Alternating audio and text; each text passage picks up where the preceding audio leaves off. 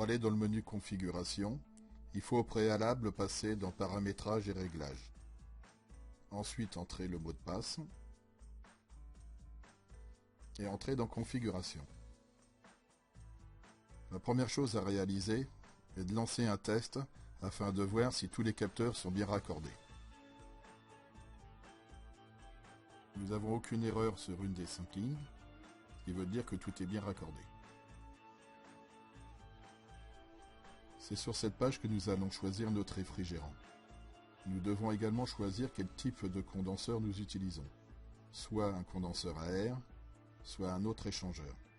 Si nous choisissons le condenseur à air, nous pouvons rentrer la puissance de rejet de celui-ci par 25 degrés extérieurs avec un DT de 15.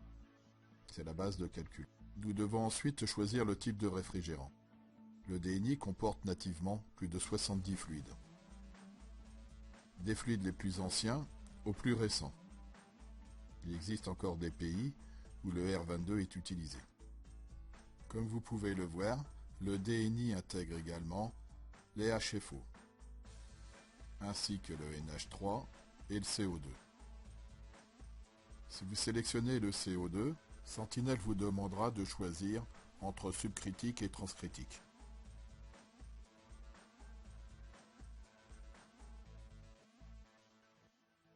Comme nous le verrons dans un autre tutoriel, Sentinel permet de créer votre propre fluide. Vous serez ainsi jamais limité.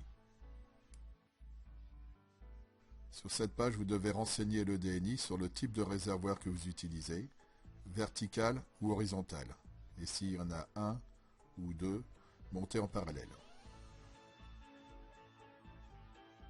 Le réservoir est vertical. À l'aide du curseur, vous entrez le diamètre intérieur du réservoir. Ici, de la même manière, vous entrez la hauteur du réservoir. Entre le piquage bas et haut de celui-ci, vous avez installé la colonne, ce qui permet d'avoir un affichage sur l'écran du DNI proportionnel.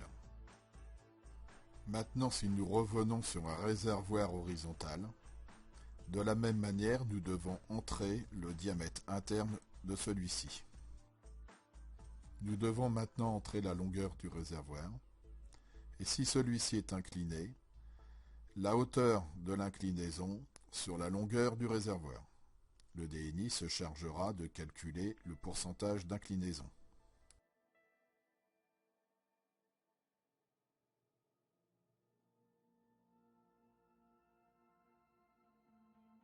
Dans la plupart des cas, la colonne peut être fabriquée en 1 pouce 5/8 classique. Pas la peine de mettre du K65 y compris pour le CO2. Par contre, pour les NH3, il est évident que l'inox s'imposera. Le DNI est livré avec un capteur 0,30 bar en 420 mA. Si vous utilisez le CO2 ou le NH3, vous devez fournir votre propre capteur 420 mA. Dans cette partie de la configuration, vous pouvez régler la plage mini et maxi de votre capteur de pression. La mesure de la tare de la colonne consiste à mémoriser le poids à vide de celle-ci avec les contraintes des flexibles. Cette tare nous servira à calculer le poids du liquide dans la colonne et en déduire la hauteur, étant donné que nous connaissons le diamètre interne du tube et que le DNI calcule en temps réel la densité du fluide en fonction de sa température.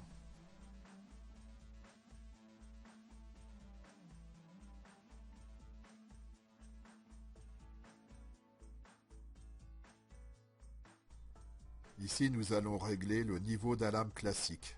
On entend par niveau d'alarme classique l'équivalent d'une alarme de type optique ou Kubler.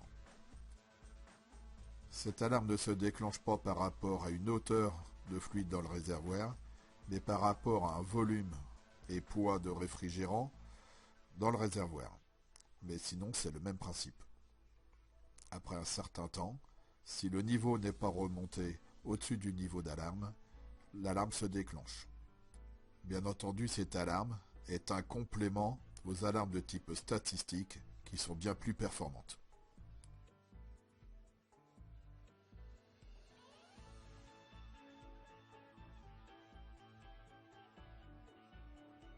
Ici, nous allons calibrer et mesurer la résistance du ou des câbles des sondes PT100. Avant de réaliser la configuration, vous devez mettre les 3 résistances de 100 ohms à la place des sondes de température au bout des câbles. Le DNI calculera la résistance de la ligne afin de compenser celle-ci. Cette opération peut être réalisée sonde par sonde. Nos sondes PT100 sont fabriquées spécialement pour Matelex. Elles ont un diamètre de 3 mm afin de réagir au plus vite aux variations de température. Elles sont de classe A avec une précision de 0,15 degrés à 0 degrés. La réactivité et la précision des sondes sont importantes pour le calcul en temps réel des puissances et des COP.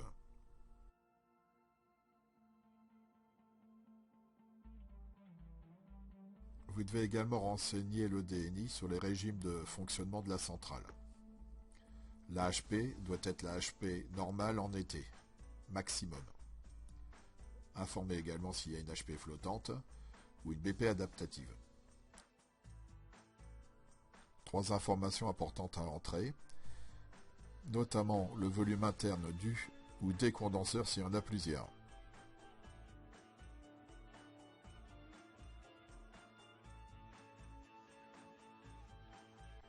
À la première configuration, cliquez sur Init en haut à droite de l'écran.